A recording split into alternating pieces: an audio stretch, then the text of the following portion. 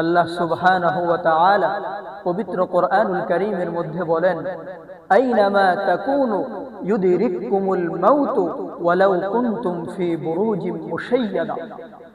মানুষ, তুমি মাখলুক, তোমার মৃত্যুবরণ করতেই হবে, মৌত তোমার কাছে আসবেই যেখানেই তুমি অবস্থান করো।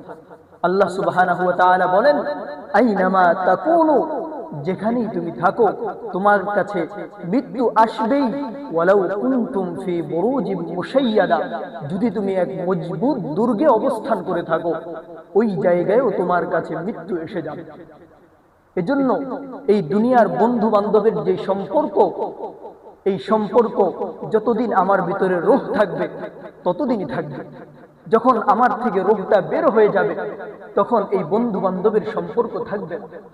যেই বন্ধু বান্ধবের কারণে আজ পিতা মাতাকে ভুলে যায়, একটু ভাবা উচিত যুবক, যেই বন্ধু বান্ধবের কারণে আমি পিতা মাতাকে ভুলে যাই, ওই বন্ধু বান্ধবের সম্পর্কটা যতদিন ভিতরে রূহ থাকবে ততদিনই থাকবে।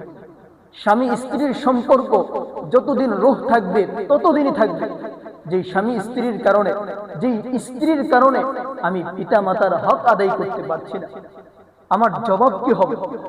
যখন আমি মৃত্যুবরণ করব, যখন আমাকে কবরে রাখবে, হাদিসের মধ্যে এসেছে, ইন্নাল আবদা ইযা উদিআ ফি কবরি ওয়া তাওয়াল্লা আনহু আসহাবু, বান্দা মৃত্যুবরণ করার পর যখন কবরে রাখা হবে এবং সাথীরা, বন্ধুরা যখন কবরে মাটি দিয়ে তাকে চলে যাবে, ওই ব্যক্তিটা কবরে শুয়ে শুয়ে লা ইয়াসমাউ কুরআন আলিহিম, যারা চলে যাচ্ছে, বন্ধু বান্ধব চলে যাচ্ছে, তাদের পায়ের আওয়াজ শুনতে পাবে। এজন্য দুনিয়ার মধ্যে যতদিন অবস্থান করব, ঈমান ও আমল নিয়ে যেন অবস্থান করতে পারি, পিতা মাতার হক আদায় করে, সমস্ত জিনিসের হক আদায় করে যেন আমি এই দুনিয়া থেকে বিদায় নিতে পারি, এই চিন্তা করা উচিত। আমি যেই শ্রেণীর লোকে হই, আমার একদিন কবরে যেতে হবে। ওই কবরে আমার সওয়ালের জবাব দিতে হবে, প্রশ্নের জবাব দিতে হবে। যদি প্রশ্নের জবাব না দিতে পারি তাহলে আমার শাস্তি ওই কবর থেকে।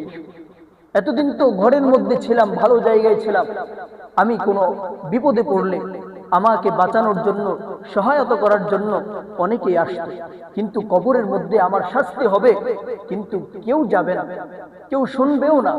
কবরের শাস্তির ভয়ঙ্কর আযাবের আওয়াজ মানুষ ও জিন জাতিকে শোনার ক্ষমতা আল্লাহ দেন নাই। আল্লাহ বলেন গায়রুস, আল্লাহর নবী বলেন গায়রুস সাকালাইন, দুই প্রাণী, দুই জাতি ছাড়া, জিন ও মানুষ ছাড়া যত প্রাণী আছে কবরের ভয়ঙ্কর আযাবের শাস্তি শুনতে পায়। কারণ মানুষ যদি শুনতো কবরের আওয়াজ, কবরের ভয়ঙ্কর আওয়াজ যদি মানুষ শুনতো, তাহলে মানুষ ওই জায়গায় বেহুশ হয়ে পড়তো। এজন্য মানুষকে আল্লাহ তাআলা শোনার ক্ষমতা দেন নাই। কবরের আযাব সত্য।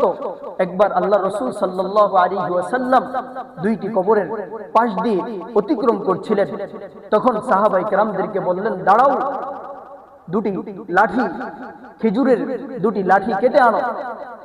ওমা ইউআযাবান, এই ব্যক্তিকে কেন আযাব দেওয়া হচ্ছে? দুই কবরে আযাব হচ্ছিল। আল্লাহর নবী বলেন, কেন আযাব দেওয়া হচ্ছে জানো? ওই ব্যক্তিদেরকে আযাব দেওয়া হচ্ছে, একজনকে আযাব দেওয়া হয়, ওই ব্যক্তি পেশাব থেকে ভালোভাবে পরিচ্ছন্নতা অবলম্বন করে না, আর অন্য ব্যক্তিকে আযাব দেওয়া হয়, ওই ব্যক্তি নামিমা, নিন্দা করত মানুষের, এই কারণে।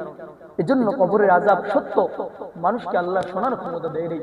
ওই কবরে গেলে বুঝে আসবে, আর ওই সময় বুঝে আসলে কোনো লাভ হবে না, ওই সময় বুঝে আসলে কোনো লাভই হবে না, শুধু আফসোস ছাড়া আর কিছুই হবে না। এজন্য যতদিন আমার রূহ ভিতরে আছে, যতদিন ইবাদত করার সময় আছে, যতদিন আমল করার সময় আছে, ততদিন আমি আমল করে এই দুনিয়ার জিন্দেগিটা পার করতে পারা, এটাই হচ্ছে সবচেয়ে বেশি সাফল্য। আল্লাহ রাব্বুল আলামিন আমাদেরকে আমল করতে দিয়েছে।